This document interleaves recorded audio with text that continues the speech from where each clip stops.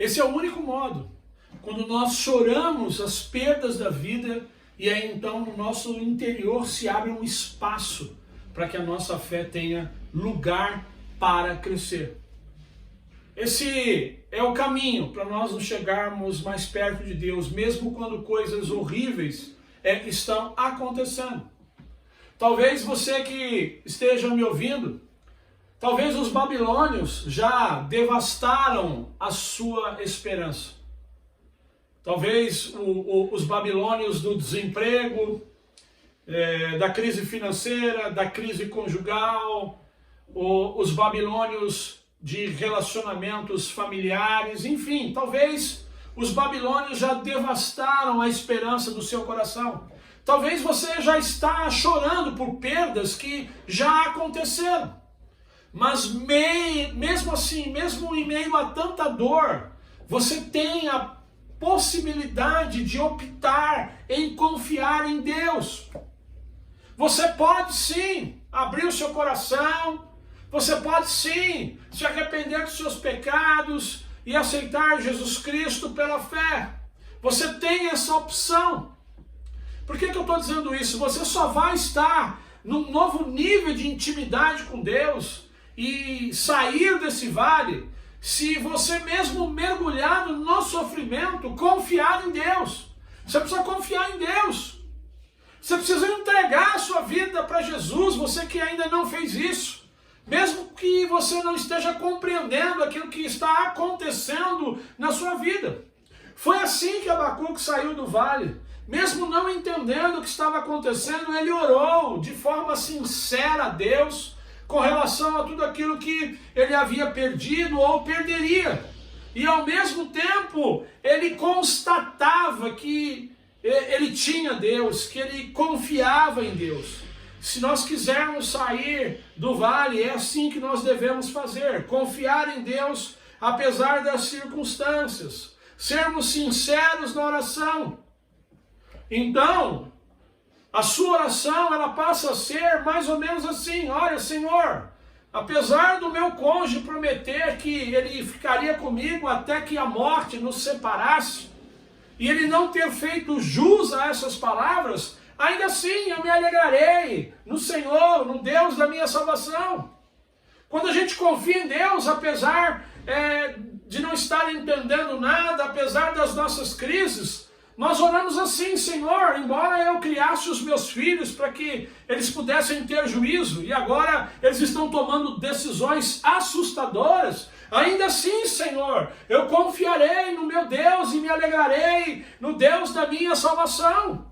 Embora você tenha orado pedindo saúde para determinada pessoa, mas ela só fez piorar, ainda assim, Senhor, eu confio no Senhor, eu me alegro no Senhor. Apesar de nós estarmos vivendo um ano muito difícil, de nós estarmos, de repente, num sufoco financeiro, ainda assim, nós devemos confiar no Senhor, se alegrar no Deus da nossa salvação. Apesar de você não gostar daquilo que Deus está permitindo, de você não entender aquilo que Ele está fazendo, de saber que Deus poderia até fazer algo, e mesmo assim Deus não faz nada. Quando a gente confia no Senhor, a gente, na oração, a gente diz: olha, Senhor, apesar de tudo isso, eu ainda confio no Senhor, no meu Deus. Quando nós confiamos no Senhor, nós oramos dessa forma. A quarta lição para quem quer manter esperança e sair do vale: tem esperança mesmo quando você tem todos os motivos para se desesperar. Apesar de Abacuque viver circunstâncias terríveis, como nós já vimos, ele ainda era capaz de se lembrar de tudo que Deus fizera, de aceitar os planos do Senhor, planos esses que iam ao alcance do olhar do ser humano, e confiar que Deus estava produzindo algo glorioso. Abacuque, então, ele conclui a sua oração, Abacuque 3,19. O Senhor, o soberano, é a minha força. Ele me faz os meus pés como os do servo, faz-me andar em lugares altos. Presta atenção.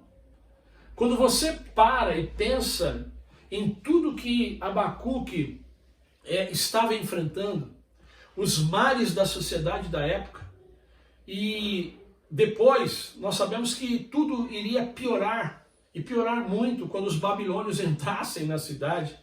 Impressiona que Abacuque pudesse fazer esse tipo de oração. Mesmo não florescendo a figueira e não havendo uvas nas videiras, mesmo falhando safra de azeitonas, não havendo produção de alimentos nas lavouras, nem ovelhas no curral, nem bois nos estábulos, ainda assim eu exultarei no Senhor e alegrarei no Deus da minha salvação. Assusta esse tipo de oração, impressiona isso.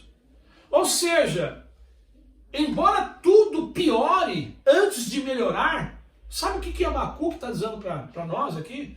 Sabe o que a gente tem que aprender com ele? Embora tudo piore antes de melhorar, eu vou me aquietar.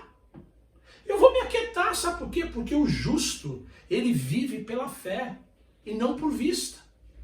Ou seja, enquanto você ora, enquanto eu me sentia um nada diante daquelas circunstâncias difíceis que a irmã Rose passou ali no final de 2018, começo de 2019, Abacuque 3,19 revela que o profeta, diante de circunstâncias esmagadoras, porque era isso que a Babilônia iria fazer com Judá. Aliás, a história foi contada, ela está contada. Foi isso que a Babilônia fez com Judá. A Babilônia simplesmente esmagou Judá.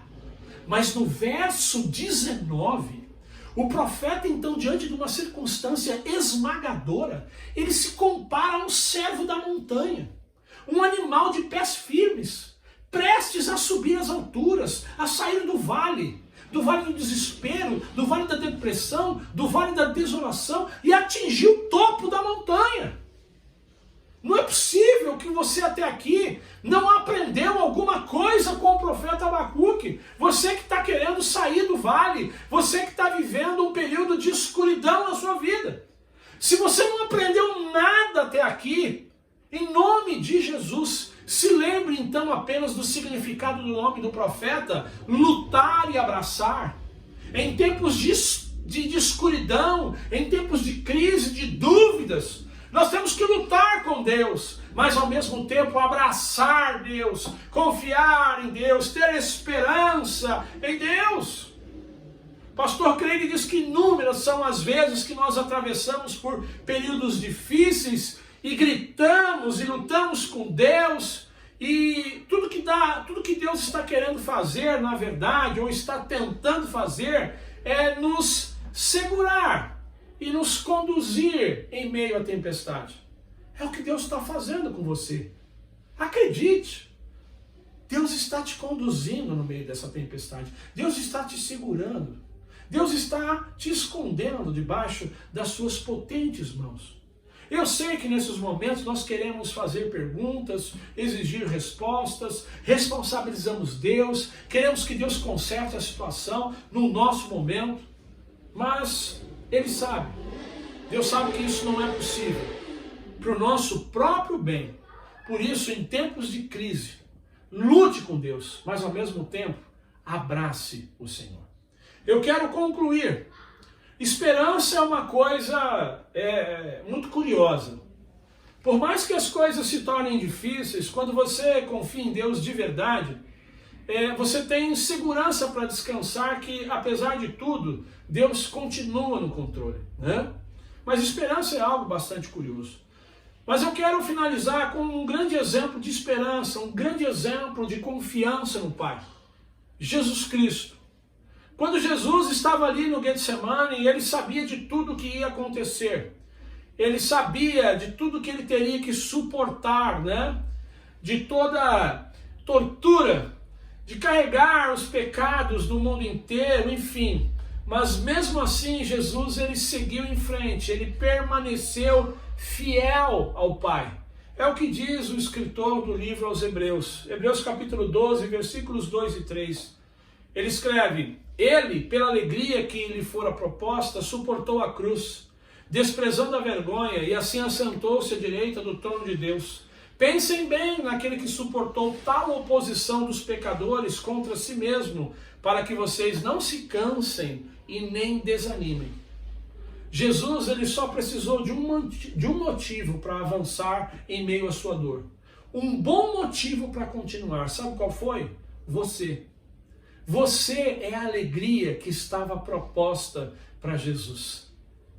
Jesus ele permaneceu firme, ele foi até o fim, porque ele sabia que após o seu sacrifício, nós teremos a possibilidade, após o seu sacrifício, após a sua ressurreição, nós teremos a possibilidade, em tendo fé nele, né, em se arrependendo dos nossos pecados, de ter uma nova vida, de vivermos libertos do poder do pecado.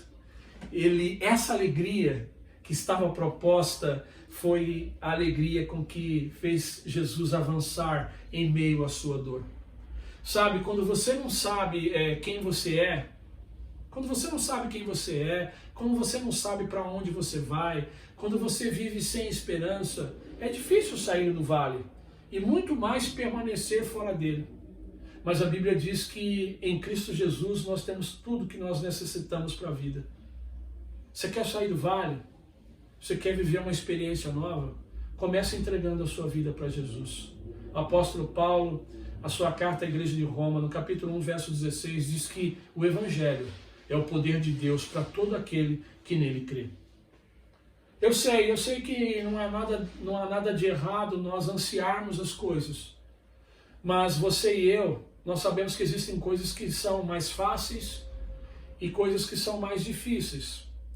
E as coisas que são mais difíceis, elas são as coisas mais importantes da nossa vida. E essas coisas, elas requerem tempo, elas requerem esforço e esperança. Por isso, somente a esperança no Senhor Jesus é que pode nos levar a enfrentar essa vida tão difícil, essa vida tão cheia de aflições. Meu irmão, minha irmã, Abacuque sabia que a nossa perspectiva muda. Uma hora a gente crê, outra hora a gente não crê, uma hora a gente confia, outra hora a gente não confia. Mas, meu irmão, minha irmã, creia, Deus, ele permanece o mesmo. Por isso, em nome de Jesus, ore como o profeta Abacuque orava. Tenha esperança e confie. Por isso diga, mesmo não florescendo a figueira, não havendo uvas nas videiras, mesmo falhando a safra de azeitonas, não havendo produção de alimento nas lavouras, nem ovelhas no curral, nem bois nos estábulos, ainda assim eu me exultarei no Senhor e me alegrarei no Deus da minha salvação. Aconteça o que acontecer, é isso que Abacuque está dizendo para nós. Ainda assim eu vou exultar no Senhor. Deus te abençoe. Que você possa, com o profeta Abacuque, aprender como é que a gente sai do vale. Senhor, nós queremos te agradecer pela tua palavra. Que o amor do Deus Pai, do Deus Filho e as doces consolações do Espírito Santo de Deus estejam com todos nós desde agora e para todo sempre. Amém e graças a Deus.